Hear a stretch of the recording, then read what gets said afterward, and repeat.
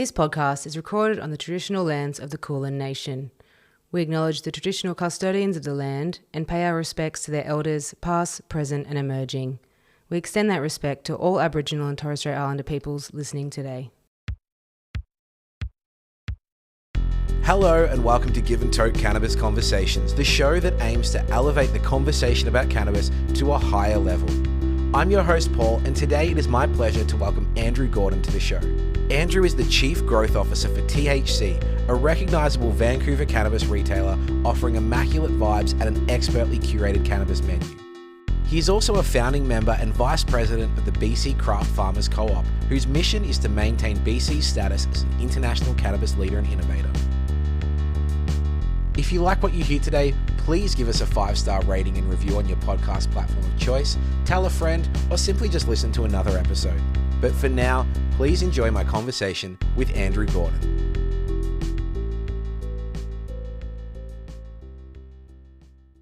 Now, something I've missed about being in Canada were the pre-pandemic industry events like the Lift Expo, infused dinners with the Nomad Cook, and even facility tours. What amazing events have you been to lately? Yeah, great point. I think, a big part of our industry is the camaraderie, cohesion, and community that come out of getting together.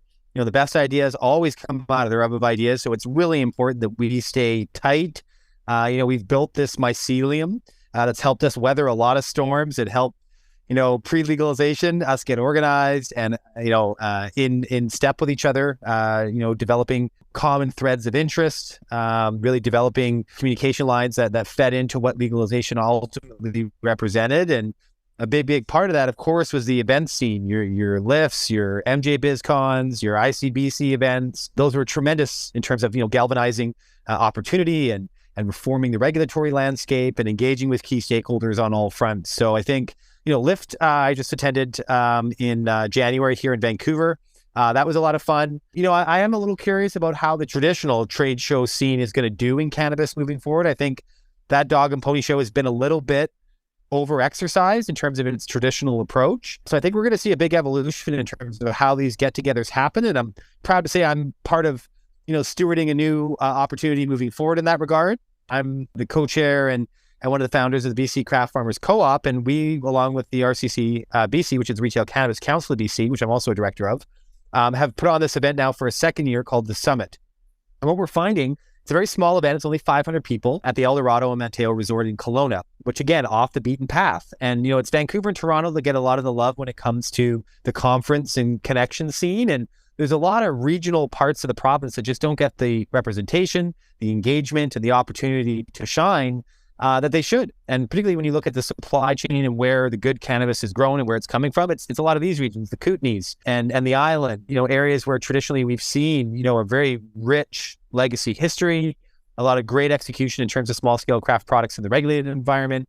But unfortunately, they got to travel a long way. So I think hosting events that are more regionally focused, I think hosting events that are smaller in number and really trying to create that cohesion and camaraderie through the exchange of just, proximity and purpose and passion rather than, presentation and, marketing pitch points. That's going to be the future of our industry. We're starting to see, the suits erode out of the equation, for lack of a better term. And we're starting to see the real industry players, the people who've sacrificed, who built something, who are, small to mid-sized operators that really just want to, that have a passion and purpose for the plant and for the consumer. We're seeing those stakeholders win now, and they're the ones that want to come together and build the bridges, share the ideas, make the economic impact, and reform the regulatory landscape in a way that's more conducive to, what the economic development opportunity with cannabis represents. And so I think we need to get smaller, not bigger, when it comes to these events. And I think, the Summit in Kelowna is a great example of that. So in terms of the two that I've attended this year, we had Lift, a much larger event. Obviously, the after party scene is a lot of fun, but is the ROI there for the stakeholders? I don't know. What I saw with the feedback and engagement and programming at the Summit, much more conducive. Everyone got something out of it, actually got business development, actually got the outcomes they were looking for with government and regulatory stakeholders. And I think that's going to be the evolution moving forward. So I'm proud to be a part of that, proud to have advanced that. And I think that's going to be a trend we see moving forward in the industry for sure. We're going to talk a little bit more about your work at THC and your work with the BC Craft Co-op, but what is your background? What kind of inspired you to get into this work? I know that when you left university, I heard on another podcast, you felt this kind of compulsion to improve the health and well-being of your community. So what was it that inspired you to kind of start working with cannabis, and what is your cannabis journey? Yeah. Well, for me, cannabis has really saved my life. I have PTSD from pretty significant childhood trauma.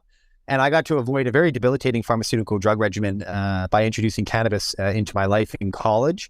Being on the island and being at UVic, obviously cannabis is just omnipresent. So I definitely got a good education in cannabis, good exposure, and to the right kinds of people when it came to that. It wasn't just dial-a-dopers. These were real growers, people who contributed for a long time. Some of them were draft dodgers up from the US back in the day, and their family, they were the second generation grower in their family. And so there was just such a rich history there that I was exposed to. And, I'm a very justice-oriented person, and I was pursuing law when I was in university, and then I started digging into it. I found it's not always about justice, but more about points of interpretation and procedure. And so for me, I found, real justice and real development causes happening in the nonprofit sector. So I had geared my career towards nonprofit fundraising development. And I was, consider that relatively successful for 8 or 9 years. I did that coming out of university, raised money for international medical missions, was very successful in that. Hospital campaigns, patient-focused campaigns. I did a term with Canadian Blood Services where we brought on the tissue and stem cell donation program, big capital campaign, took a team to Kilimanjaro. So that was a lot of fun. And I got to see the impact and just the capacity of raising awareness, breaking down barriers and creating, momentum for causes of merit and community. And so in 2014, some people through my friends' network reached out. I'd done a nonprofit management program at BCIT. So I was, aware on the governance side and on the fundraising side on how to manage these organizations. And a lot of them were nonprofits at the time because that's the only way they could get a lease or this or that. So I came in really to help support as a volunteer the governance side. While they were going through what would be the licensing regime of one of the first in the world here in Vancouver, the MMRU. And so I had been looking for a while, I was in what I felt was a pivot point in my nonprofit career around social enterprise. And that's, again, working in the nonprofit sector, you're always working with one hand out. There's not always a lot of, capacity to always get the mission done because you're constantly trying to raise funds. And so a social enterprise model was very appealing to me because I saw the capacity to affect change, but also drive sustainability for the mission, and perhaps even actually solve the thing that you were setting yourself up to address. And the nonprofit sector, we see a lot of organizations perpetuating their missions, perhaps at the expense of actually solving the issue they're trying to raise funds around. So, I'm not pointing any figures specifically, but you look at the cost per dollar raised issue in the nonprofit sector, and it erodes credibility with a lot of stakeholders that you're going to engage and raise money with. So social enterprise was a great way to, find middle ground in that conversation and build that credibility you need with your donor base. And so, looking at the mission of cannabis, again, something that obviously made a big impact on my life. Here was, a nonprofit organization looking to structure itself and get prepared for a licensing opportunity that was pretty unprecedented at the time. So it was just really exciting and good timing. So I pivoted into a career, late 2014, early 2015, and got a chance to be a part of some amazing operations that, really helped set the standard in terms of destigmatizing, in terms of building credible conversations with community, and really, being able to deliver strong economic value for those operations. So that was absolutely tremendous, and really, came into it, not a ton of experience in terms of, the cannabis side of it, other than just being a consumer, but slowly just through active listening, through, structuring the business so that we could gather feedback, so that we could optimize and improve. We joined our local business improvement association, just little things that I knew worked, like picking up the phone and answering and getting back to messages. I mean, at the time, that just wasn't something that operators in that space did. Everything was very clandestine. Everything was very risk averse in terms of exposure. And so, I came with a bit of a fresh approach and fresh eyes to that equation and created a lot of momentum and value around that. And you really started to destigmatize what cannabis looked like regionally here in Vancouver, along with many other great operators that I'm happy to see a good chunk of them have actually transitioned into the regulated environment and been successful in executing their models here in Vancouver and have expanded into other communities as well. So in 2017, Daniel Petroff, one of the co-founders of Aurora and part of the Operation Aura at the time, reached out and said, hey, we're going to go big when it comes to legalization here. We'd love you to join our team. And so we went on that journey together for 5 years, and we built what became the publicly traded retailer Chiaro that at its height had 21 locations across the country in 3 provinces. We were the first license award winners in Saskatchewan. I built that application, opened those stores, worked with that community. It was tremendous, breaking down the stigma and barriers and ignorance and difference and inertia that we saw with the community there around what regulated cannabis meant. Great media campaigns, great exchanges with local stakeholders, and really turning the conversation around about what cannabis meant in the community. And so one of the most enriching stories I have probably in my cannabis career was when we opened L'Orange, which is a pretty small community and kind of halfway up in the province there in the boreal area of Saskatchewan, about 3.5 hour drive north of Saskatoon. It's beautiful to drive up there. It's like a Windows 98 screensaver. Just gorgeous hills and clouds and blue sky forever. I miss that so much. I hear you. We're blessed here. There's no doubt. No matter where you are regionally, Canada has something unique to offer that's beautiful. But in opening the L'Orange store, I had been in contact with the local RCMP dispatch around, security and our measures around compliance and just bringing them into the fold as you do with the key stakeholders in the community. And so Staff Sergeant Kyle Wilson and his crew came in on day 1 to be a part of the opening. And there was an exchange between one of the customers and the RCMP officer where a year prior, this guy had been arrested for cannabis possession. And he was in the store buying legally, and they were, they almost hugged it out. It was a wonderful thing, definitely firm handshakes and laughs. That's awesome. And we got feedback from Staff Sergeant Kyle Wilson a year later on the impact of regulated cannabis in that community and, crime rates and a lot of the impacting factors that they'd seen around, domestic abuse and a bunch of calls that they usually got had been significantly mitigated over the course of the year. And they correlated that almost directly with our opening and the regulated cannabis regime coming into play. So, the positive effect on community is undeniable. Normal did a longitudinal study from 2014 to 17 that touched on the impacts of regulated cannabis retail. And we saw property values go up. We saw crime rates go down. We saw youth interest, youth access decrease in regulated environments. Impaired driving didn't go up. So all the things that, the conservatives, put out there in fear-mongering never materialized. And so, to get that feedback directly from stakeholders, I was presenting at the Surrey Board of Trade the other day on behalf of THC Canada. And, they had the head inspector from the Drug Enforcement Unit come up and say, cannabis really only has positive effects in the community. As long as they're sticking by the rules, we have absolutely no problem with this coming into the community. So, I'm incredibly encouraged by that. In my journey, I've had a chance to be a part of developing that discussion, serving on boards at the Canadian Medical Association of Cannabis Dispensaries, on the Association of Canadian Cannabis Retailers, and now on the Retail Cannabis Council. We've seen big regulatory reform leaps happen here. Where security protocols and background checks, the burdens around those have come down. The cost barriers have come down in terms of licensing. We're starting to see opportunities emerge where, direct sales and farm gate and on-site consumption are materializing. And that's been the work for the last 2 to 3 years to advocate on government on, the value of that and to push the agenda more towards the economic development angle and away from public health and safety because, at the end of the day, the sky's not falling. People aren't dying in droves like they suspect. It's not killing kids. Here we are actually adding tremendous value to community by doing the ID checking, by having quality assured, analytically tested product in store and being able to really curate a menu that's responsive to the local economic development opportunity for small scale producers to get profile and shelf space and traction with retailers. So I guess it's a little bit of my background in that regard. Again, I've also been married 15 years. I have a beautiful wife. I have a beautiful boy named Fender, who's 8 years old, and just absolutely a wonderful experience being a dad too. And, I've been able to integrate this crazy cannabis career into also building a really great life that I'm proud of.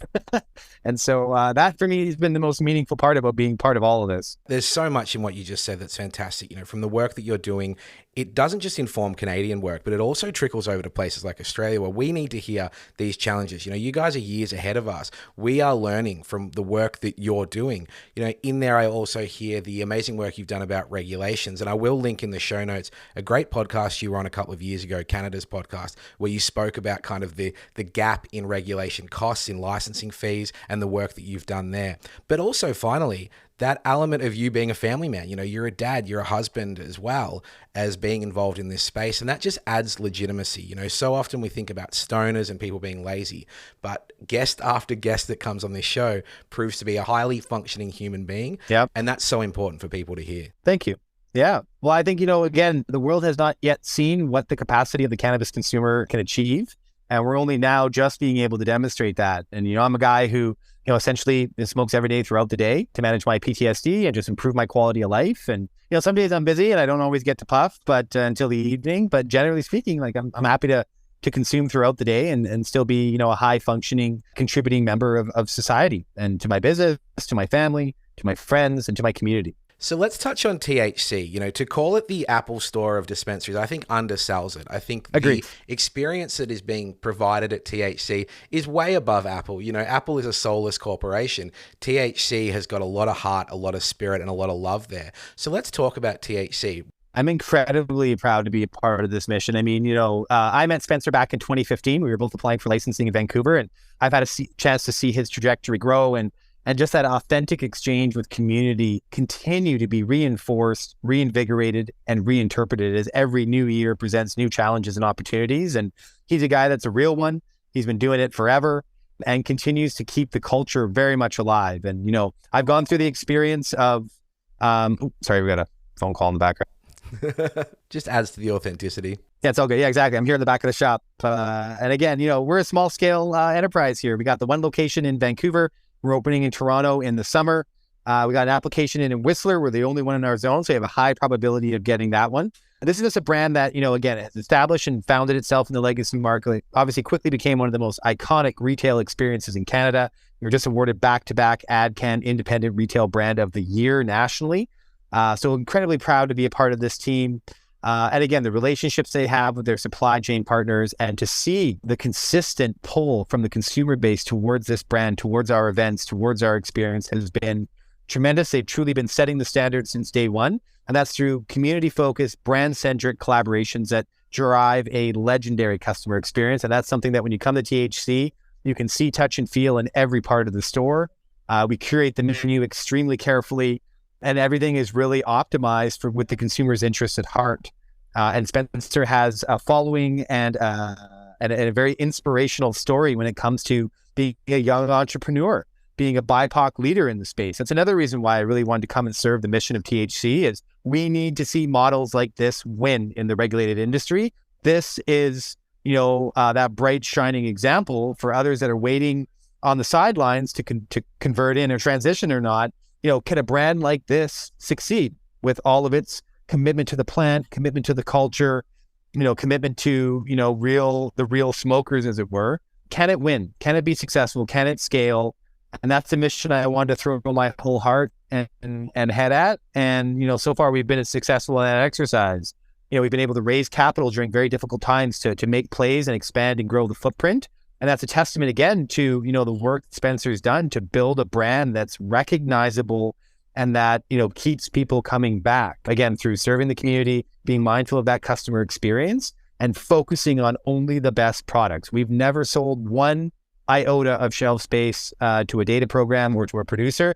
Everything goes through the crucible of, our supply team and our quality standards. And we do not waver from that for anything. And our customers trust us as a result of that. When Nick or Spence or Renan or Taya make a recommendation, people can, they can stand behind that and people can get confident that that's going to be a great product because we know good weed and we don't compromise on that in favor of any, sort of economic opportunity that may be out there that we see a lot of other retailers really, again, compromising that relationship with their consumers and community in favor of, and again, in some cases, it's the only way to remain sustainable. And I'm not putting that necessarily in the pejorative light, but I do say that in the long term, that will cost you your credibility. And then you won't have a common, North Star to point to in terms of what your mission and your vision is for your company if you're constantly just selling out for shelf space. So we don't compromise that. It's been a consistent commitment to quality, to community, to, building collaborative exchange that, creates value beyond the transaction. And that's something when you come out to a fresh drop or you come out to a Legendary Nights event that, you see firsthand. Like, it was raining the other day on 420 here and we had 398 people roll through this store in the rain. And we just tent up the back. We got a barbecue going. We had a DJ and bam. I don't know any other retailer in the country that can pull that kind of audience into an event and then convert on that too, because that also reflected in sales that day as well. So they're not just coming by for a free burger. They're coming here to invest in the mission of THC and contribute to our opportunity to continue to serve their interests, which is what our entire focus is. So we are entirely here for the consumer, for the smoking culture, for cannabis culture. And Spencer's a guy who has authentically represented that for a decade now. And I can't think of, a better person to go out there and execute and win in this game. And so that's why I joined this mission. So I'm proud to be here. And it's a value driven organization as well. I mean, our values are hustle, adapt, and set the standard. And we really want to breed success for everyone that's on the team here. We have a chance through our expansion to do that. And we're excited to have, cultivated the team we have here and the representatives we have in the industry to go out there and advance a mission that means so much to consumers who, don't see themselves reflected in the regulated environment. The brand is so impressive. Spencer's such a great dude. And, you've spoken before about the importance of being authentic, the importance of listening to people, the importance of being nice in this field. And it's great to hear that kind of the merging of those two forces, because I've seen for years that you have this kind of care. I've seen Spencer and THC have this kind of care. So these two forces coming together is really fantastic. And it's a wonderful store, a great brand. And you'll have to put in a good word for me with Spencer so I can maybe get him on the show as well, because he does have a great story. Yeah, well, I mean, we're starting to see a good exchange between Australia and Canada. I talk to more and more producers every day that are beginning to, migrate bulk orders to Australia at rates that are much better than what a lot of producers are getting here domestically. So, we're happy to send the best of BC bud to Australia. Eventually, hopefully we can get some legendary product down there too. That's definitely the goal. We're starting to position ourselves with an international perspective in mind. And Australia has a lot to offer. I think, the history of NIMBY and that community and just, the rich genetics that come out of there. And forgive me, it's Nimbin, not NIMBY. My apologies. I want to correct that to all the Australians out there. My apologies. We're running hard today. NIMBYs are not in my backyard. NIMBY's not in my backyard. Yeah, of course. Definitely shout out to the fine people in Nimbin. No disrespect there. My apologies.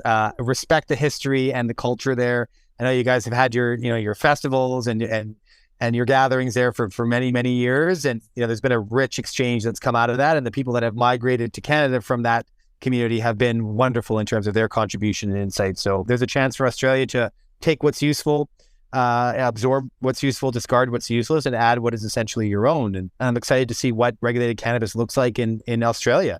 And I think, you guys got to take an incremental approach. You got to start medical, because that really builds the social license and acceptance for it. And eventually that'll translate into a rec market that ideally, has huge economic windfall for all the local small entrepreneurs that had a vision and a love and a passion for cannabis that can now turn that into a regulated enterprise that, generates significant return and impacts their community in positive and purposeful ways.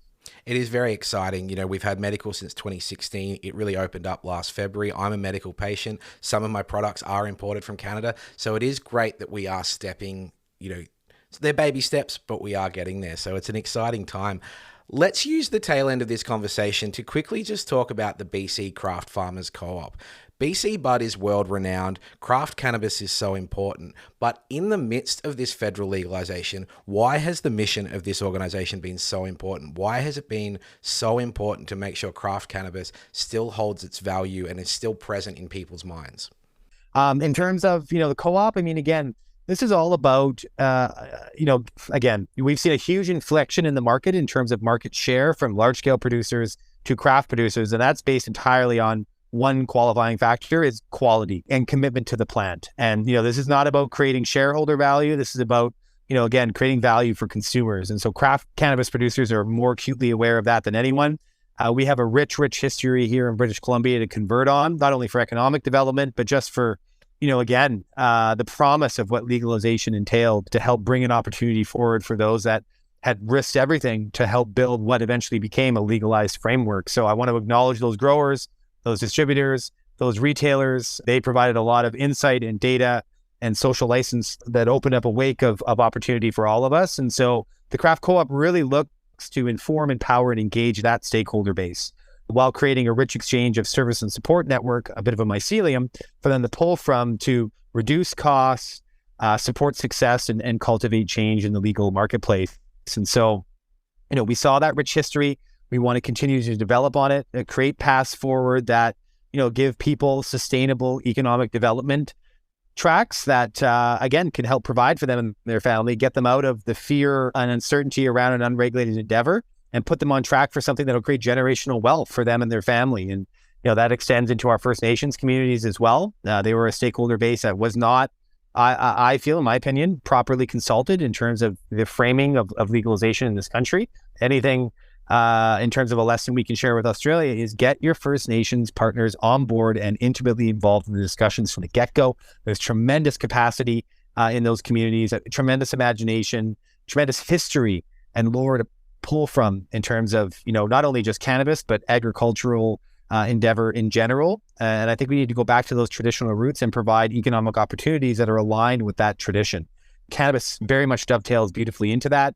And we're very mindful of, the power of the value chain from, seed to sale. Can we create and connect people to, add value and context and insight to the exercise of the regulated endeavor? And so that's what the co-op is really based and founded on. Small scale producers and processors, independent retailers, trying to find a path forward to build more sustainable, responsive business models within a very daunting and expensive regulatory environment. And so if we work together, we're empowered, we can exchange information and really work towards, creating, market share and profile for ourselves that not only has the economic windfall, but the brand development opportunities moving forward so that these brands can eventually extend themselves onto the national and international stage. And so that's our goal at the co-op, along with, a lot of the work here at the beginning has been advocacy, but, we're beginning to develop a platform of processing through direct sales now that we've advocated for that regulatory reform.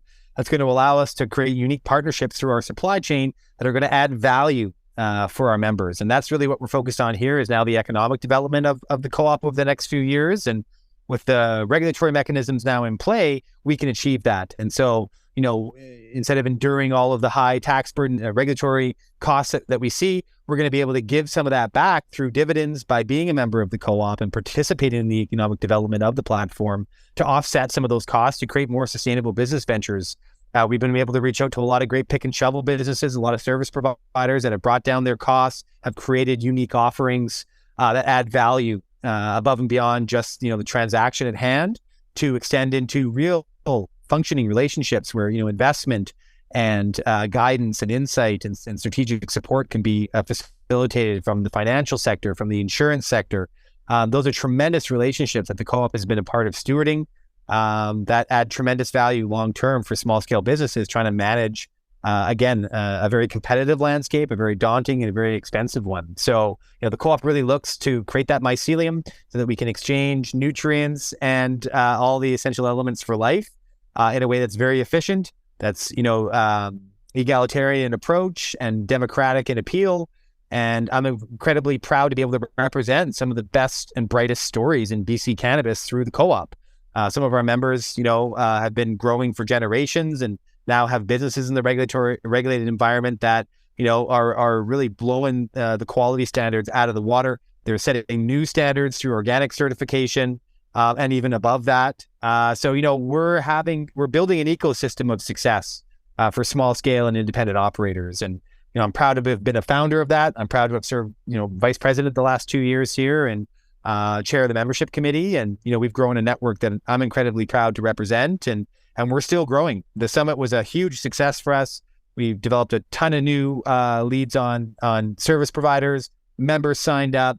The government showed up and really participated and gives us access now to some key discussions that are happening around the regulatory reforms that just weren't there even a year ago. So, we've been able to show that, collectively we have a voice, we can get on the same page and we can drive forward initiatives that add value for not just the independent operators themselves, but for the community as a whole. And that's really the exercise of a cooperative. Andrew, I'm incredibly grateful for the time you've given us today, coming, live from the stockroom at THC. And so I'm mindful that we are at the end of our time together. So thank you so much. Before we wrap this thing up, there's one key takeaway that I ask for you to give our listeners. This segment is called Pearls of Wisdom, where you drop one little dinner party fact or one really important thing that people should know about cannabis or understand about cannabis. If I am putting you on the spot, I think the point you made about First Nations is incredibly important. I'm already seeing a disregard for that as politicians plan legalization frameworks. So that's already a key takeaway. Is there anything else you want our listeners to take away from this conversation? Yeah, don't forget medical patients in this context. I think, you look at the social license, you look at the impact of cannabis on people's lives, you look how it's saved my life. Don't forget the medical patients. They're so important. They need to be stewarded. They need to be supported. Insurance companies need to step up and offset costs. We need to continue to evolve and develop, the modalities and the opportunities for medical patients in the space. So, First Nations and medical patients are two key stakeholder bases that I really hope emerging markets pay attention to. We're definitely, overlooked in some of the endeavors of developing a regulated market here in Canada. We're making amends here and there where we can. We're seeing some more traction happen on the medical frontier. And we've had a well-established program since 2001. So, I think it's important to always remember where we come from and what really motivated so many people to get on board when it came to cannabis. And it was the medical cause, right? It was, the childhood epilepsy, the Crohn's and colitis, the mitigating the cancer symptoms, providing new opportunities for people with MS, end of life stuff where they're not on these fentanyl patches, but they can actually be lucid and be, exchanging with their families. Cannabis transforms lives and saves lives. And I'm always cognizant of keeping that conversation alive in all my engagements with government and with stakeholders. The power of the medicine of the plant. Let's not ever forget that. And let's bring our First Nations partners who, have been really cut out of so many economic development opportunities, and it's much of an afterthought. Let's bring them in. Let's bring in that rich tradition. Let's get their young people excited about careers in a sector that's interesting and exciting. Let's be mindful of that. And I guess another pearl of wisdom, it's better to be kind than it is to be right. And I know that's a hard lesson to hear sometimes, especially when, in cannabis, you're damn sure you're right about things. But there is a patience, there is a process to this. Legalization is a process. There's not an end point where just when it's legalized, everything works out. You have to work just as hard as it takes to get to legalization to optimize it. So don't give up on the work. Don't think day one legalization, everything's going to be where it needs to be. You still have to put in just as much work as it took to get there, if not more. If you were a great star in the legacy market, it's like jumping from being a high school basketball player to the NBA. The consequences, the shot clock, the teammates, the quality and caliber of competition you're going to face is going to shoot up tremendously. And you got to be able to pivot and evolve and adapt. And if you rest on your laurels on what you did in the legacy market, you will not survive in the regulated one. So continue to learn, continue to adapt, continue to grow. And, there's an opportunity to be successful for you in the regulated environment. Medical patient to medical patient, I'm so grateful for that expression. I'm so grateful for your passion, your vulnerability, and your honesty and your knowledge. Andrew, you can be found on Instagram at ATG Van City. Where else can our listeners find you? Yeah, check us out on THC Canada as well. Give Spencer a follow. He's incredibly inspirational as a young entrepreneur, as a BIPOC leader. He's someone that I'm inspired by every day that I get to work with. And give BC Craft Farmers Co-op a follow. Give RCC BC a follow. We're definitely organizations that are willing to engage in the international conversation, share our learnings and passion, share our expertise and experience, and come to the table with solutions and brainstorming that, I think could really put emerging markets in a much better position when they look to, embrace what legalization means to them. Andrew, you're a great dude, and it has been an absolute pleasure to have you on Give and Tote Cannabis Conversations. Thanks for joining us. Absolutely. Happy to do a follow-up too. I know we didn't have a lot of time today, but I'm happy to come back on the show anytime, man. I really appreciate and love what you're doing. And this international exchange is so important. So continue to reach out, and I'm happy to make recommendations to anyone else you're interested to in the industry. Thank you so much, mate. You have a great one. All right. Peace, brother. Have a great weekend. Bye-bye.